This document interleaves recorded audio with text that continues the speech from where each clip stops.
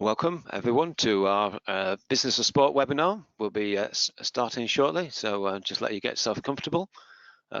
Drinks are available, probably from your own kitchen today, so it's do it yourself. And you'll see an array of people on your screen. So I'm Robin Pinchen, Chair of LBV, and Mukesh Basara, Fellow Director from LBV. And then Andrea Pinchen, Chief Exec at Leicester Tigers, and Sean Jarvis, Chief Executive Officer from Leicestershire Cricket Club. So we'll be starting in about a minute's time.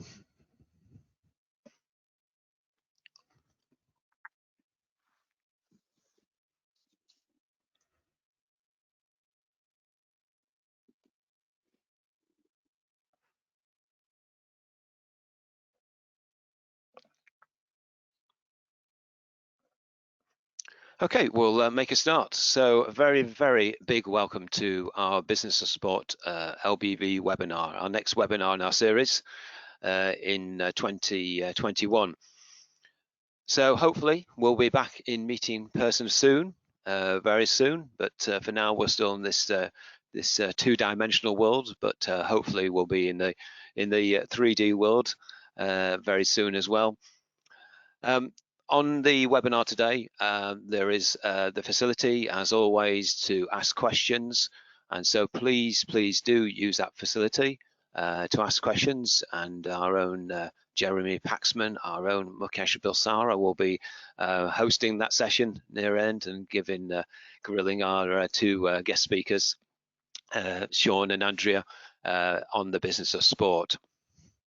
So yeah, please do use that. We'll be also recording this session, so a copy of this will be available through the Leicestershire Business Voice, the LBV website later. So it was just 12 days ago when news broke about the planned European Super League, and that is a plan that is now fairly much probably in tatters. Well, there probably could be no better context setting to today than what happened then. Business of sport is a tricky place.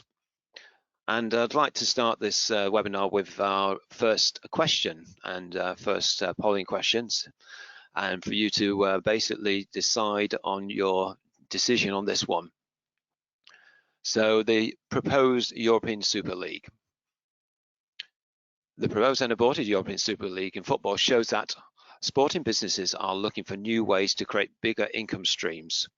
Does that plan have any merit from a business or sporting perspective? And so you've got four options, and they'll be slightly condensed that you'll see on the screen now. But the four options are yes for business, yes for sport, yes for both business and sport, or neither. So the full question is, the proposed and aborted European Super League in football shows that sporting businesses are looking for new ways to create bigger income streams. Does that plan have any merit from a business or sporting perspective?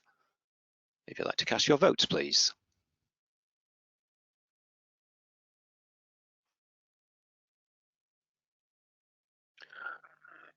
And here we are. So interestingly, nobody just sees it as about for sport, but 31%. We've got, let's say, a fairly equal mix between all three, just showing that I guess the complexity that there is in this situation. So thank you for that, and we'll be having another polling question later. So the planned Super League certainly shows the dilemma that the space that we live in, and the dilemma of sports clubs. They're more than just about a commercial entity. They're about life and soul of the place. It's about its DNA. It's about the mental health of the place and the workplace on a Monday after the results of the weekend. Who would want to run such an operation? Well, I'm delighted we've got two such people from our leading sports clubs who have accepted the challenge and have accepted the challenge of presenting to us today. And I'm delighted to welcome Andrea Pinchen, Chief Exec of Leicester Tigers, to share her thoughts about this challenging area of working in business and in sport. Over to you, Andrea. Thanks, Robin. Hi, everybody. I can't see you on my screen, so I did say earlier, if you're going to fall asleep, just try and give everybody a nudge with the elbow during my talk. It will be a quick 10 minutes, and I think we're having questions at the end. So thanks for joining, and thank you for inviting me to talk about something that I'm extremely passionate about. So it's quite easy for me to do. What I wanted to focus on was, who are Leicester Tigers? What's our business? Of course, the impact of COVID, and also our business, the impact that has on our city and our county. But primarily, rather than just talking through, we have a sales team, we have an accounts function, we have a marketing team, so pretty much set up as any other business. But fundamentally, what are the differences between your business and mine, or the business of sport? So if we can go into the first slide, please. Great. So I just thought we'd have a look at some fundamental differences between perhaps how we work and how you may work. So our place of work is only used between 16 to 19 days per year for our core business. Now, that doesn't mean that we're happy to sit empty on the rest of the year. We have to look at innovative ways, as per the poll previous, really, to look at how we are able to utilise those facilities to the best advantage that we can, not only to generate additional revenue, but also for the community, and looking at the wider possibilities of what that stadium, what that facility can be used for when the core business is only taking maximum 19-20 days. Interestingly, when you look at that percentage of 98.96% of our staff are only employed because of those 19-20 days. It doesn't mean that we don't have staff that are working on a or working towards things that are non-match related. But fundamentally, the majority of our staff are only employed because of we're working towards those number of days. And 90% of our turnover, before the pandemic, we were a 20 million turnover business, and 90% of that was generated because of the rugby element of it. So we may be putting all of our efforts into a really short period of time for our facility to be in use. But you can see why we would do that when 90% of our turnover is generated there. That's where the big money is for us, of course. You'll have a look in a couple of paragraphs down when you can see what else we do. But fundamentally, another difference is our business has tight restrictions on how much we're allowed to spend on developing our core product. So our core product is rugby and rugby players, and we have a salary cap to work towards. So it's not like I'm Dyson and I'm developing the next, I don't know whether I can say vacuum cleaner, whether he calls it that, but it's not that we're developing that and we can just explore and investigate and devise new ways. We have to do all of that, but certainly within a parameter of what we can spend. So here's 90% of my turnover based on this core product, of which I'm restricted as to what I can spend on it. It's a challenge, and every year as you put your squad together, and we're working 2 or 3 years out, every time you're working towards that salary cap, it's just like this huge jigsaw puzzle.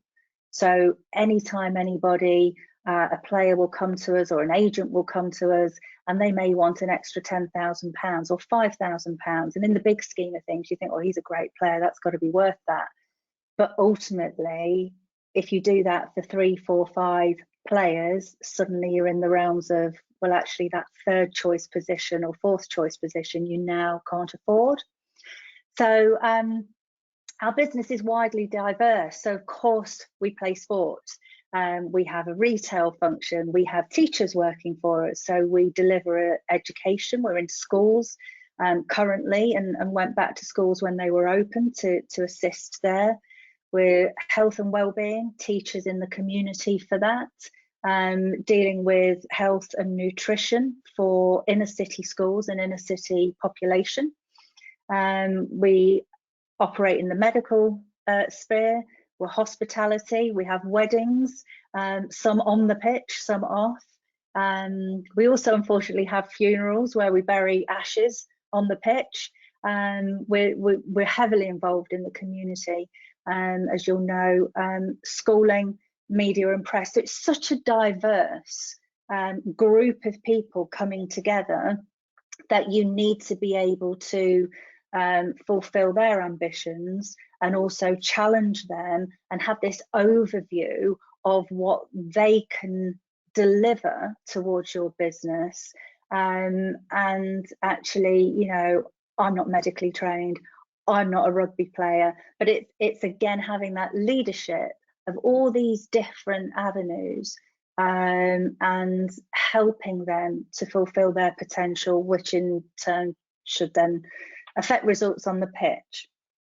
So an interesting one that I thought that perhaps is relatively unique to sports is that our decisions and results, so any decision I sit and make as a CEO, anything that is seen on the pitch can be, and trust me, are judged in real time by over 568 million households.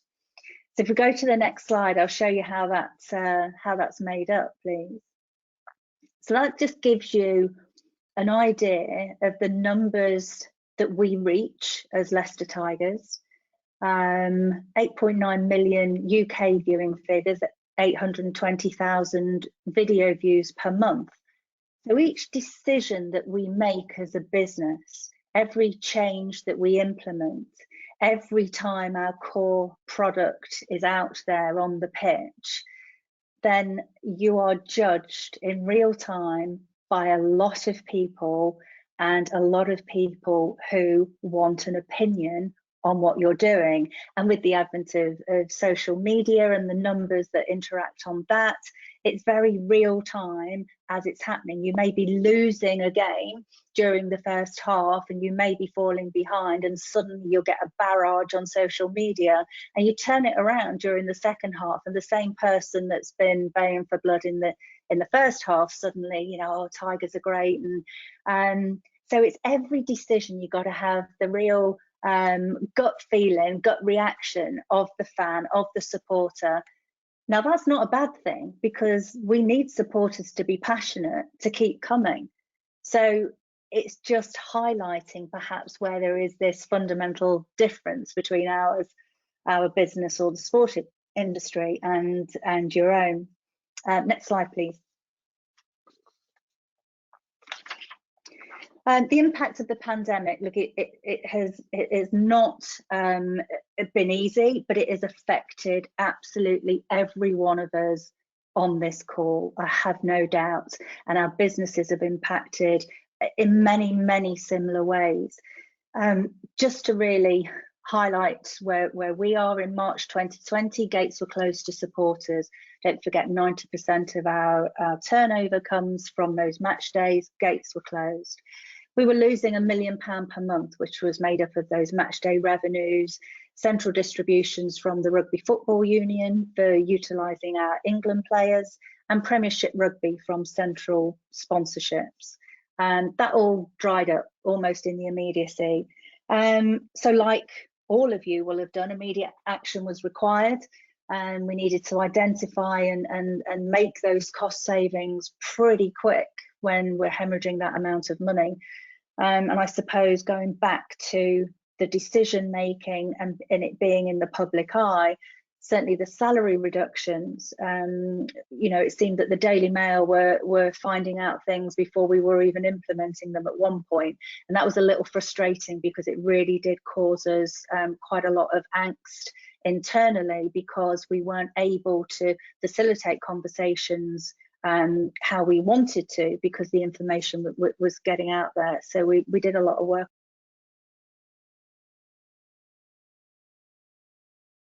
on that, twice a week minimum. Hello, can you still hear me? Somebody give me a thumbs up, because I've just had a hope you can anyway. So with regards, can you hear me, Sean? Thank you. Sorry, I just had something bleep in my ears. I thought the earphones had gone. So since returning to training, ready to play, still behind closed doors, but nearly $250,000 has been spent since August just on testing alone. So you're losing all this money in one hand, you're not generating it in another, and balancing the books wouldn't have been feasible certainly without the input from the government that we had, and also with our major shareholders and HSBC. But what COVID has done, and I'm sure you will all find this as well, it's really given us an opportunity to review and reset. So, what you want to do is you're in the throes of one of the worst times in our history, but there is an opportunity out of adversity, and we needed to look at that. And we've done that, we've made changes, and there's an exciting future for us. So, we're coming out the other side, and we're coming out stronger. Next slide, please. So brand Leicester, how do we impact on Leicester? So 25% of our supporters live over 1 hour away from the city, and that results in them, that results in them spending a longer period of time in the city and spending more money. We did a survey with John Lewis with regards to some dwell time and increased spend, and 15% their revenue increased in store on a match day, because 78% of our supporters who travel by car parked in their car park. So the dwell time in the city increased, people were coming through the shopping precincts and shops, spending their money on a match day. After Leicester City was a venue for the Rugby World Cup in 2015, the incremental spend of rugby visitors they assessed was between £60 and £80 per person. So again, if we can get more people in to watch the sport, stay overnight in hospitals and spend money within our city. And of course, led by Leicester City Football Club and their amazing success, the sporting teams we feel are genuinely on the global map. I think if, I don't know about you, obviously I've got branded kit. You ask any taxi driver, I'm going to any bar anywhere in the world wearing one of your county's sporting badges, and we're like, Leicester. So Leicester's on the map because of sport, and if we can help that by having increased dwell time for visitors and increased spend in the city, then that's only positive for all of us. Next slide, please. I really just wanted to say thank you. This is a very brief presentation. I know there'll be question and answers, and if anybody wanted to ask me anything at any time, I want to be very transparent and open with you. The support and encouragement that we received as a club from Leicester, the community, the business community, has been overwhelming, really overwhelming. And I think it's only fair for us to say, prior to the pandemic, and with transparency and honesty, our culture had eroded at the club. We'd lost our way. We have had the opportunity to put that right. We've survived and come through the worst time in our history financially, and the future for your rugby club in the city looks bright. So a very big thank you from me on behalf of everybody at Leicester Tigers. Thank you. Thank you very much, Andrea, and so really helpful insight there to the importance of sport in terms of the local economy, the importance of sport to the brand, and how much it's just kind of part of the DNA. And I think we want to say also a big thank you to Leicester Tigers, just in terms of and it's obviously encouraging also the season's moving on as well, and progress is on the field, so that helps the mood. And I didn't like your shirt, Robin, I have to say. Thank you, Andrea. Not planted at all. So yeah, so it's a massive thank you, to the sport, and it just reflects how much the things are interwoven. We're going to come to our next question, and this question then is very much thinking about around the impact of the pandemic. And the question is, when would you feel comfortable attending a stadium to watch a match at full capacity? When would you feel comfortable attending a stadium to watch a match at full capacity? And there are the four options. Immediately in June, following the change of the government regulations, that's the plan, or later this year, or in next year in 2022. So if you'd like to cast your votes, please.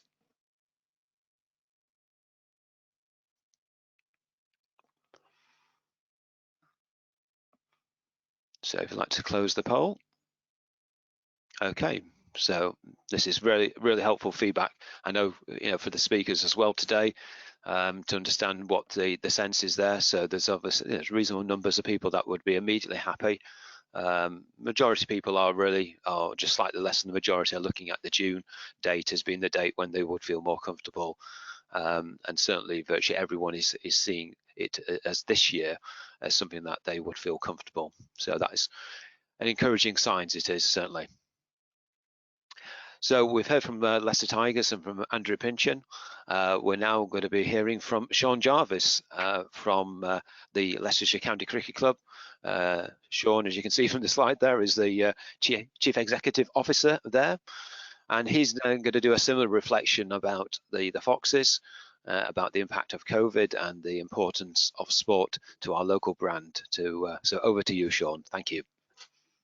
Robin, thank you. I'm very jealous that you are wearing a Leicester Tigers top. So having seen that, these are available now via our online shop. So if anybody wants to buy them, they are there. Yes, my name is Sean Jarvis. I'm the Chief Exec of Leicestershire County Cricket Club. And I clearly have a very, very tough act to follow in terms of Andrea there has done a great presentation. So first of all, good afternoon and thank you for joining the seminar. I've got a few slides to run through. I have got one eye on our game at Gloucester at the moment, and delighted to say that we are currently 342 for 5 with Lewis Hill, currently on 114. He's just 12 runs short of his all-time best first-class score, and Ben Mike is at the crease as well. So, and I'm delighted about that because they're 2 of our academy lads that have come through and now playing extremely well. I also want to take this opportunity as well to wish the Tigers every success. They have got a huge game tonight, again, I think against the tournament favourites. So I really want to wish Andrea and all the boys down at the Mattioli Wood Stadium, I think it's now called, the very, very best in their European tournament. So good luck with that, Andrea. If you care to move on to the next slide, I'd give a very, very brief introduction about myself, my background. I am a Leicester lad. I was born and bred here, but I moved to Yorkshire when I was 18 to study, and I did a degree course in there, and I spent most of my life in sport. And I'll quickly rattle through some of the images that are on the screen. On the left-hand side, there's a picture of the grand final. I was one of the individuals that was responsible for the changing of rugby league to a summer sport. So it went from winter to summer sport. And maybe these are all stories for another day. The bit on the bottom, the Arsenal, I'm not an Arsenal fan, but I was responsible for Carling sponsorship of the Premier League. So I was heavily involved in the branding and the sponsorship rights around the Premier League when that was first born. The Paddy Power kit you may have heard of. It was an initiative I did with Paddy Power. It was a fake kit, and I went from being the most hated man in Huddersfield to being the most worshipped when we actually did reveal what the new kit would look like. But that's a story for another day. The bit at the bottom is a picture of probably my proudest sporting moment, and that is taking Huddersfield Town from League One to being promoted in the Premier League. I was one of the directors there that caused the transformation of that club to get into the Premier League. Probably less said about them right now, but with them declining and me having left a year ago, it makes me look good, I suppose. So, and then the badge in the right-hand corner is Oldham Athletic. I actually bought Oldham Athletic in about 2005, I think it was, And again, that's a story for another day. So at the time that Roman Abramovich bought Chelsea, I bought Oldham Athletic. But whilst there were similarities in buying football clubs, our bank balances are very, very different. So if you care to move on to the next slide. Just a little bit here about what Leicestershire is. You know, at the heart of us is of course a cricket club. We are a cricket club, the very nature, the core product of who we are. But as Andrea's kind of alluded to, we do so much more than just play cricket. And here around the centre of the cricket, there are a number of different things that we do. So, for example, hospitality venue, as Andrea has alluded to, you know, their stadium, there'll be events and activities, weddings, funerals, all those sorts of things. And that's what we have to do as a business. We have to generate revenue streams, not just based around the cricket club. We have to look at those revenue streams that come into the club that can contribute, that then allow us to develop. We're also a charity. We have our own foundation that supports grassroots cricket, as well as 2 charities, including Healing Little Hearts and Alex's Wish. And if you monitor our website or see our social media channels, you'll see that we've just announced a bike ride that we'll be doing in July to try and raise funds. So if there's anybody out there who enjoys cycling, it's an 80-mile bike ride around the county, starting at Grace Road or the Upton Steel County Ground and finishing back here when we take on Worcestershire in a T20 game. We are a business network. We have a lot of partners, a lot of sponsors, a lot of advertisers. So it's more than just tagging your brand with the club. It's actually ensuring that your brand is part of a growing network. And we're very supportive of the businesses of Leicestershire and want them to grow and want them to develop and want them to get to know each other. One of the big things is the data. The data that we sit on is just growing by the day, and the Tigers and Leicester City and Speedway, basketball, etc. we're no different. They capture data and then use that data. So that helps us. We can drill down in it to decide our campaigns. We can use that data to improve how we progress. We're also a concert venue.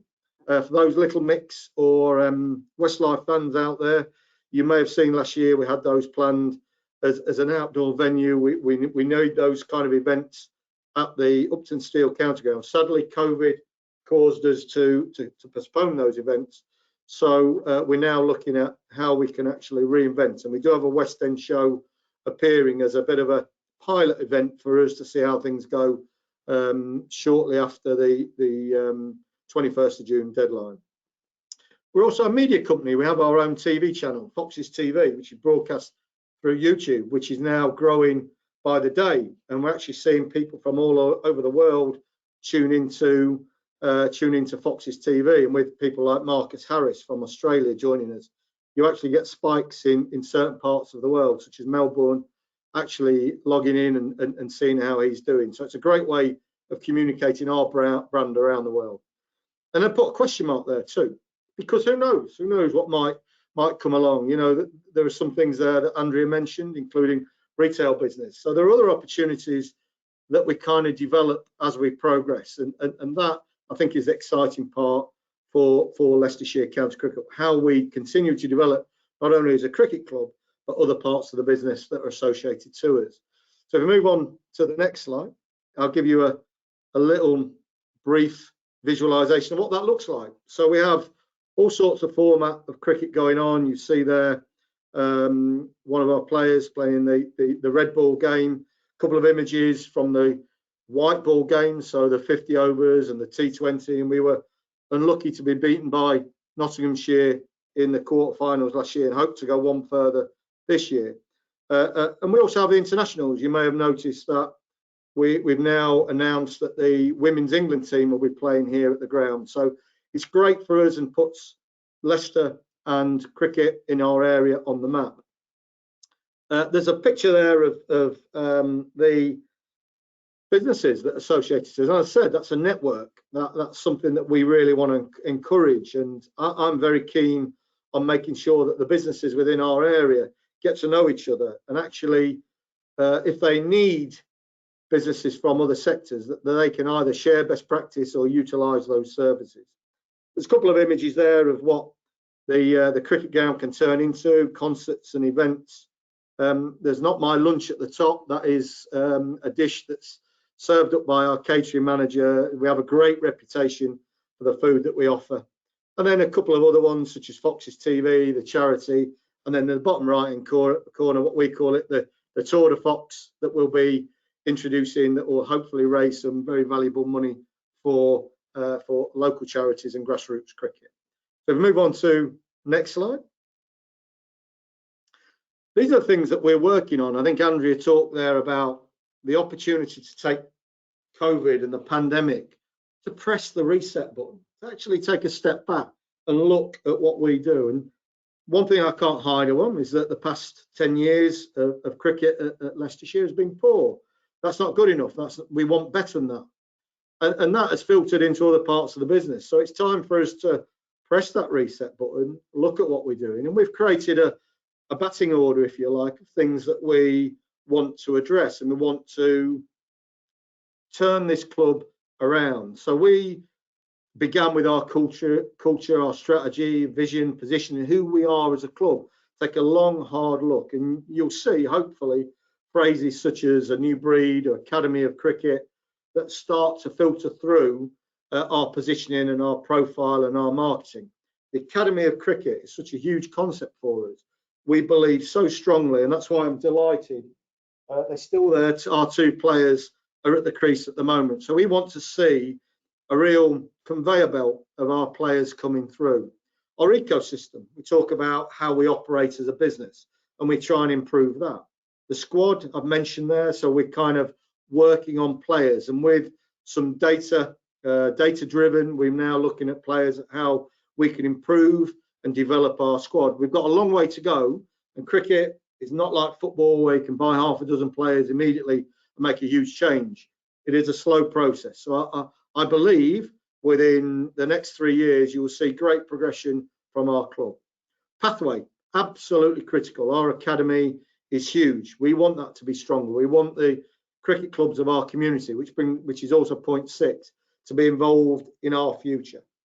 Commercial relations, as I mentioned before, very important. We want people involved and be part of our journey, and businesses to benefit out of that. It's no longer about how you just simply tag your brand to a sports club. It's how you utilize that, how you maximize the return of investment on it. Bums on seats has been incredibly difficult because of the pandemic, but now I'm delighted our COVID team and the staff here are working towards that. And I would hope by the game we play Middlesex, when we play Middlesex on the 24th of May, I believe it is, that we'll begin to see about 1,000 people under strict regulations and guidelines will be back inside the Upton Steel County Ground. So that's great.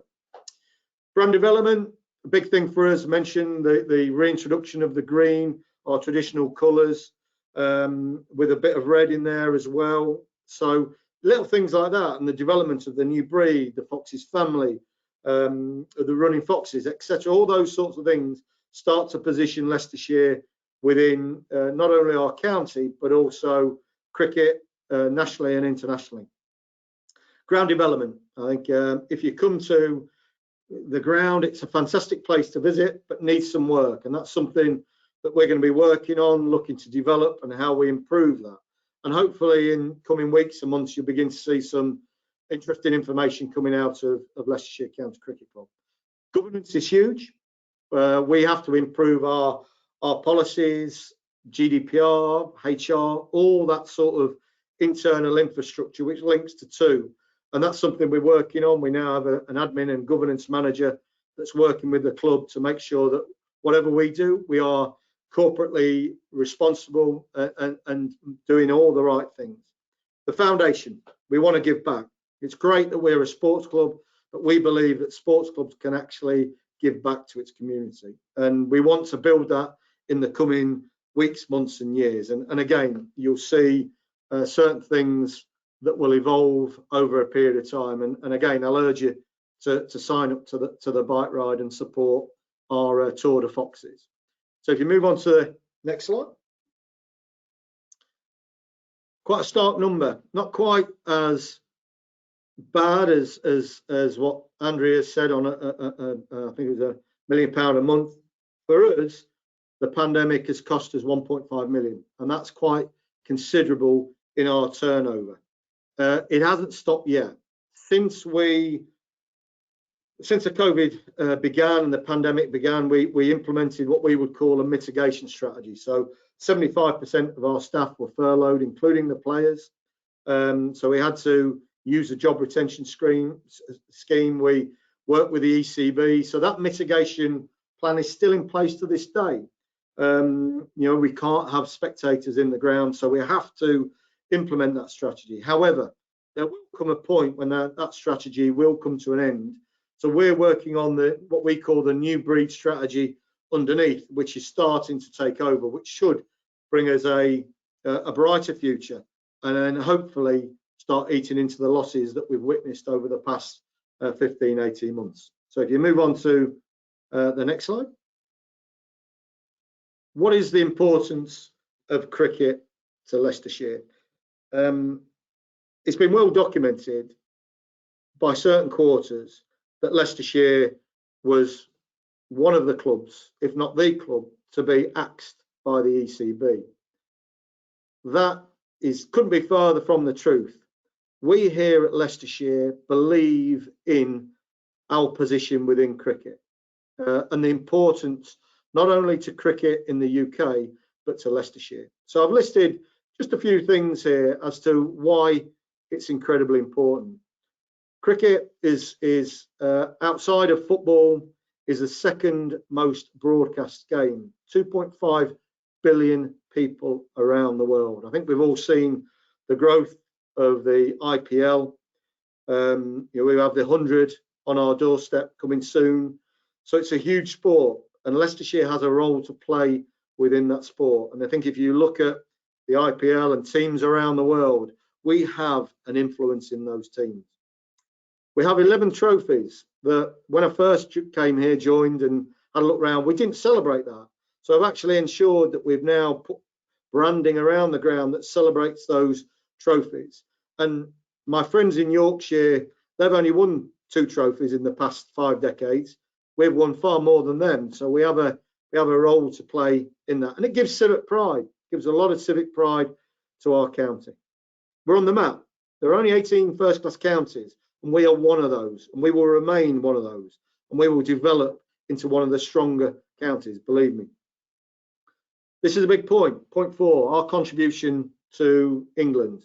We've got a tremendous heritage of doing just that, and I've just named a few here, and I'm sure there are others that you'll think of. James Taylor, Darren Maddy, are probably others that you might refer to. But Broad, one of the best bowlers. Okay, is at Nottinghamshire, but he started. He was part of our academy and began his career here at Leicestershire, and that's something we're proud of. Aggers, and so on and so forth. We do have international connections. Anil Kumble, Phil Simmons, for example, who is the head coach at the West Indies. So we've got a huge amount of international players that help us get brand Leicestershire out to the world. And as I mentioned, Harris is already attracting people from Melbourne and Australia to actually tap into brand Leicestershire, if you like. Community, we want to give back to our community. And I've seen this firsthand at my former employee, which was Huddersfield Town. In 10 years of doing a bike ride at there, we actually raised £2.5 million that went back into the community. And I believe Leicestershire can do a similar sort of thing. And that is something that we want to do. We want to develop. We want to hand back and use the power of our brand to actually contribute to our community and improving it. Our children. There are 28,000 people within our county playing cricket. That is the last thing we want to see decline. We want to develop. Not every child plays football. Not every child plays rugby. Not every child plays basketball. Some will play cricket. We want them to have the opportunity and be proud of their cricket clubs. That's something that we are it's high on our agenda for us to develop. And I think as Andrea said there, I know when I go abroad, I wear with pride the running fox, and people talk about it. We do get a bit of stick, and that's fine, but I'm proud of what we are as a club, and we'll be prouder going forwards. And I think that really kind of summarises where we are as Leicestershire. I think as a club, we've got an awful lot of work to do. Our new era has started. We are a new breed. We are described ourselves as the running foxes. We need your support. We need friends. We need allies. We need people to get behind the club for us to develop and progress, as do the other clubs. But we are proud to be one of the professional sports clubs in Leicestershire. So thank you for your time. And hopefully I look forward to seeing you back down here at Grace Road. And before I disappear, I've just checked our score. Oh, I think they may. Oh, the stream has gone down. So I'll check that and come back to you. But thank you for your time. And I look forward to the questions later on.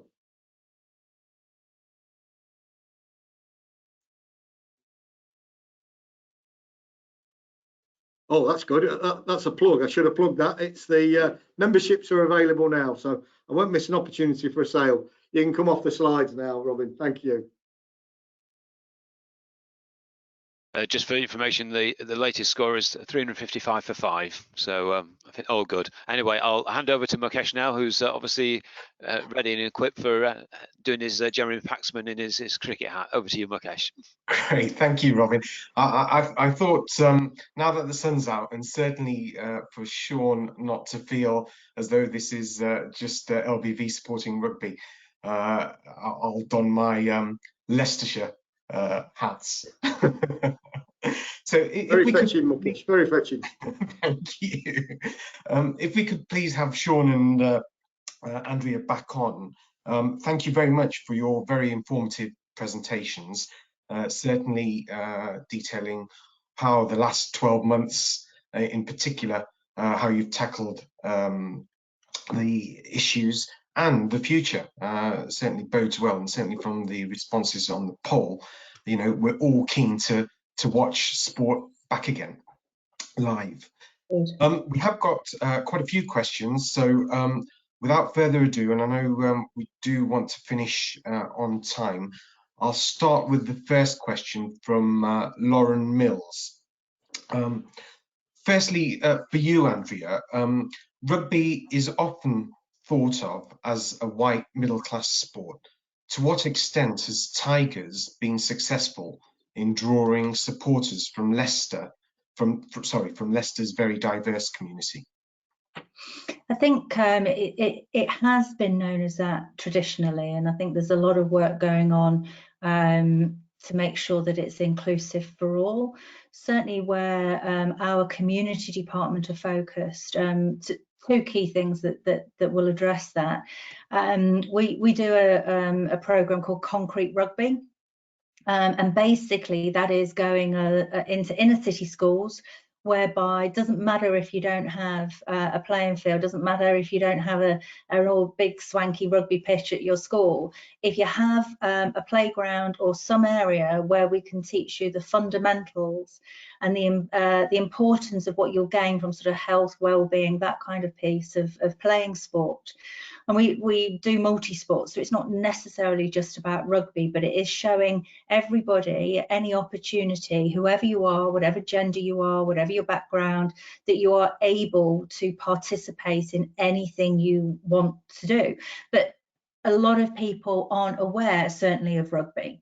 You know, so for us, that's one of the big pieces we're doing. And we've also got a real junior team called the Swifts, which is for the population in Leicester, whereby we're taking that into different communities, the diverse communities that we have, to teach them about rugby and say, this is what it can do for you, this is how it can improve your life, this is an opportunity, try it. If you don't like it, do one of the more traditional sports that you're used to, but just get out there, get some fresh air, get some exercise, it's good for you.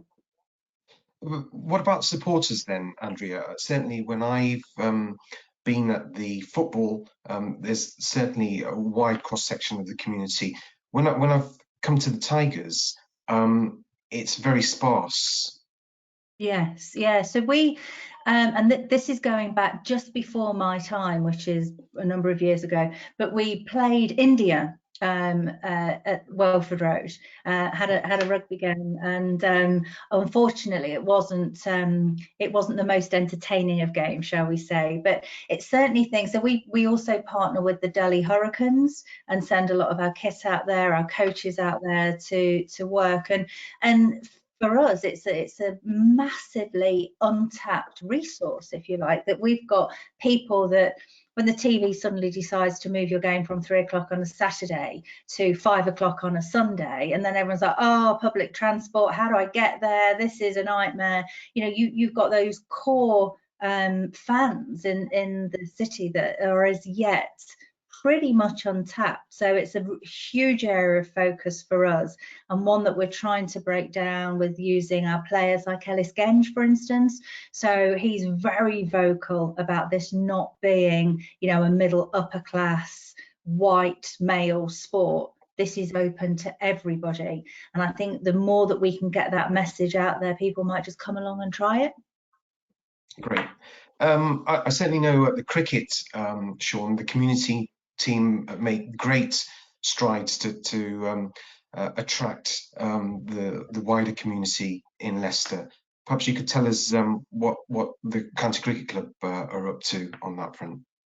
Yeah, I mean, what Andrea said there, it's very similar. There's a lot of common threads. I think there is no silver bullet to the answer. It's multifaceted, and it's a series of ongoing, sustained projects, campaigns that continually break down the barriers. I'm pretty sure, I know Andrea and ourselves, it's even little things like from 3 o'clock today, we're coming off social media. So we're all standing shoulder to shoulder. So it's little gestures like that. I mean, like Andrea said there, our community projects are out there teaching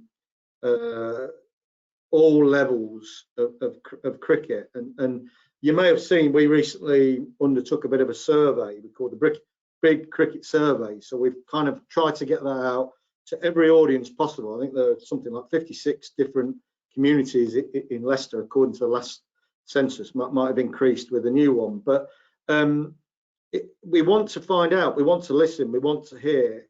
But I think, as I sort of said, you lead by example. I mean, our board, as you know, Mukesh, is diverse. We're evolving our what we call our EDI strategy, equality, diversity, inclusion strategy. We brand it under the banner of Fox's family.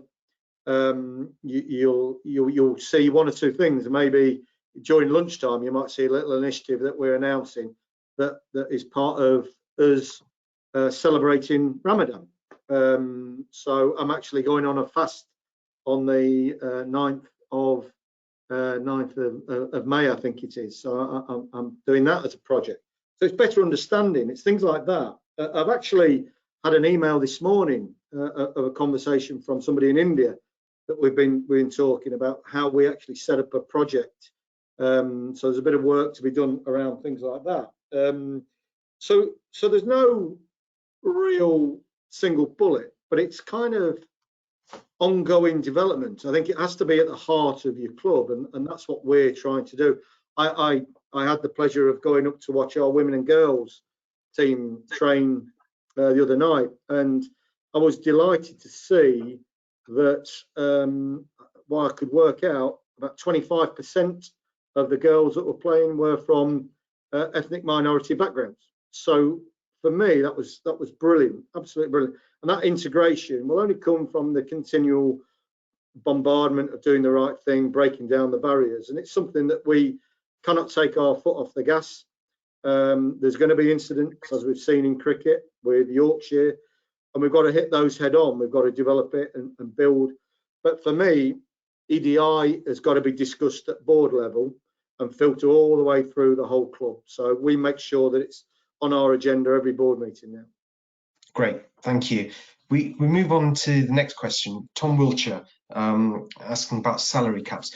Andrea, do you regard working to the salary cap as problematic in achieving your goals for the club and driving it forward, or do you think it is a good thing for the sport of rugby?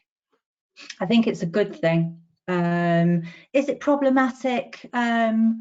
No. Is it frustrating? Yes. When you just want to get that one player over the line and you're so close to the salary, of course it is. But we're used to working within those parameters. I think the changes to the salary cap. So it's for next season, it'll go from 6.7 million. And then you have exclusions and more money that you can spend with various add-ons, but it will go from 6.7 fundamentally to 5 or 5.2, something like that. So it was the work that was needed to be done to make sure that for us, certainly we had a stronger squad, because that's what we needed. Is no getting away from the fact that we were fighting relegation the last 2 seasons, where certainly, we've been flying high in years before that. So we were absolutely at the wrong end of the table. And that's the work in progress. So we needed to strengthen our squad, which you would imagine would involve spending more money at the same time as reducing what you're spending by 1.7 million.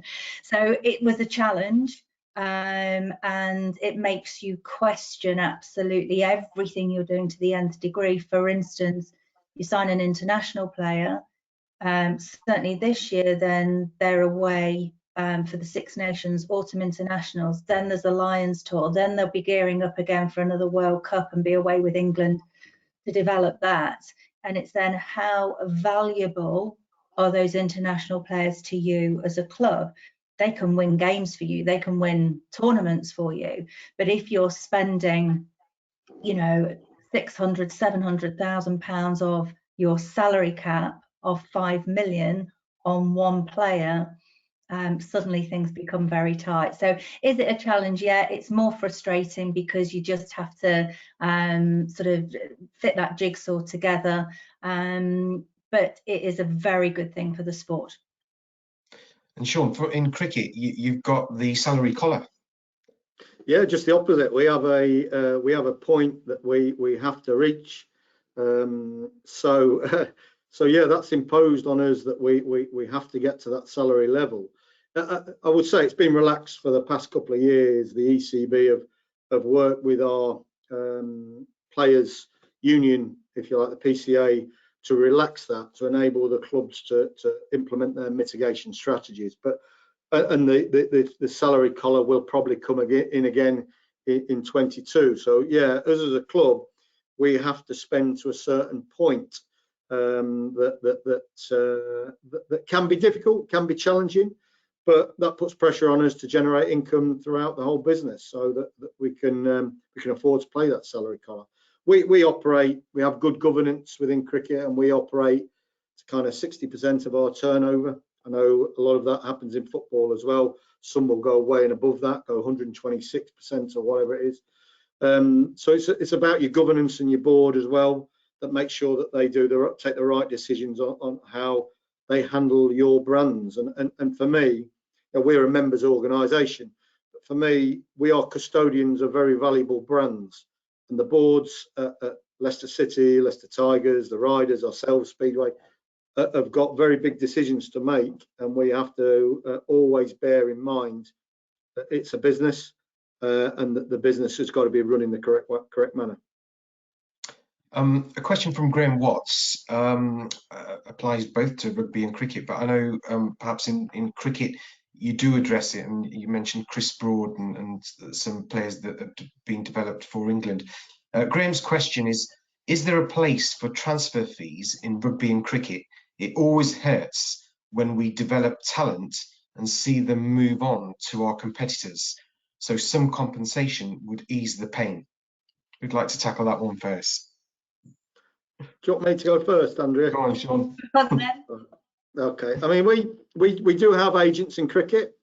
They are, I would say, my dealings with the agents in cricket are far better than the ones I've dealt with in football, it has to be said. Is there a place for transfers? Potentially, I think that may come into cricket. There isn't that situation. I mean, we do have difficulty when we develop a player, i.e. Stuart Broad, who then is attracted to say somebody like Nottinghamshire, who will dangle a carrot of a larger carrot, if you like, than we could offer. So we would then lose that player. So it is challenging for us. So there is an argument for us to do that. But what I do like about cricket is that they get the whole of the game involved to make the right kind of decisions. It does take a little bit longer, it's a little bit slower, but the professional game group, as it's called, will actually chew the fat for a number of years before that any decision is made. So, and I think that is one of the topics that's kind of been put in there. Equally, if a player goes on to play for England and he comes through our academy, we will receive funding from the ECB. I think so we have done with Stuart Broad, and we still do to a certain date. So I would want Stuart Broad playing for England till he's about 87 for me, because then we get funding through ECB, and he probably can do that actually.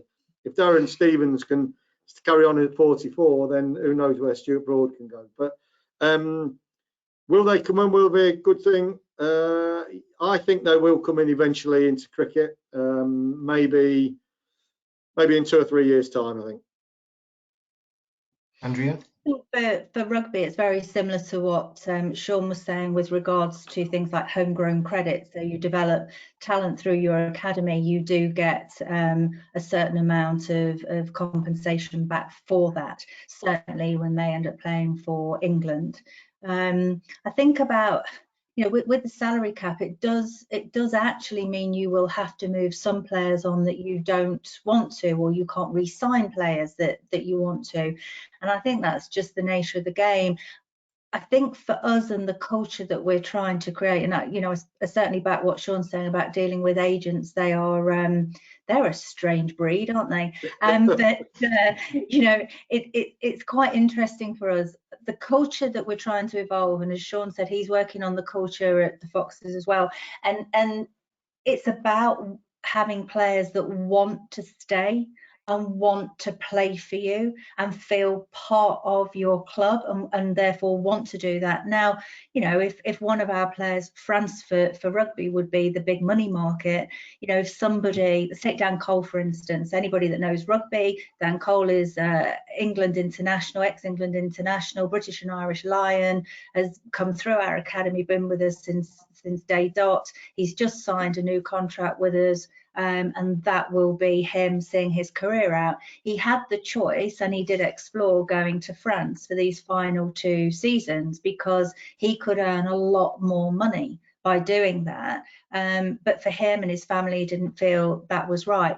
Had he have wanted to move on, then for me, it's like done with a shake of the hand, that everything that he's given to this club would always be welcome back and always be part of it. So I don't think you want to stop people moving on if they want to. I don't think they particularly play well for you if they've wanted to move on anyway. Great, thank you.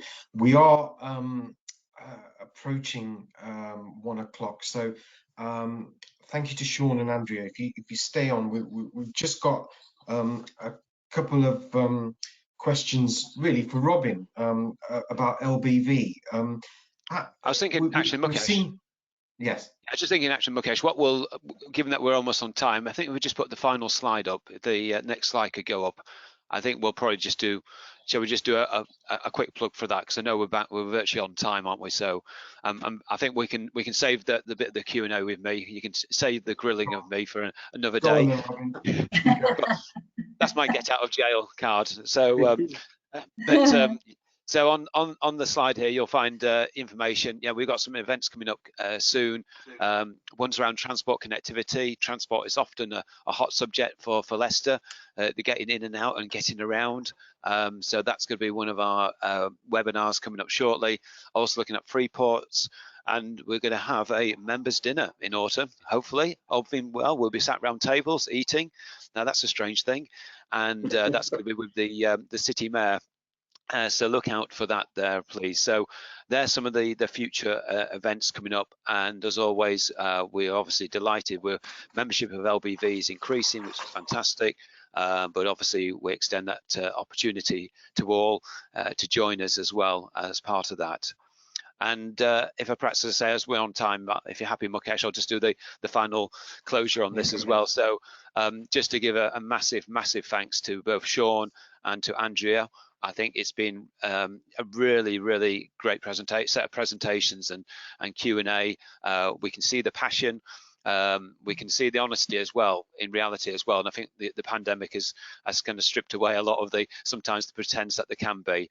And we're really grateful, and we're really grateful for what you bring to the city and to the county. And we look forward to really forging a really good relationship, both as LBV but also as a business community with yourselves. And so want to say big thanks on there, and encourage people to say, do tell people about today. That we'll be sharing the link from the webinar through the website so people can obviously watch this at their leisure going forward. And our final message is obviously keep safe, and keep supporting the Foxes, and keep supporting the Tigers. I think the Tigers, it's 8 o'clock tonight. I think they're probably the biggest game of the season. Is that right, Andrea? It is. Yeah, so playing Ulster tonight, so 8 o'clock on BT Sport. And I think your guys are still doing well. I think there may be one more wicket down, Sean, at the minute. Is it 6 wickets down? Yeah, 361 for 6. Not bad though. Ben Mike's on 41 not out, so we're hoping for his 50. Right, great stuff, excellent. Okay, well, on that subject of sporting success, so I want to bid you well, and thank you for joining us today. Thank you. Cheers, Robin. Thank you. Yes, thank you, everyone. Cheers, Andrea. Good luck. Thank you. And you. Bye.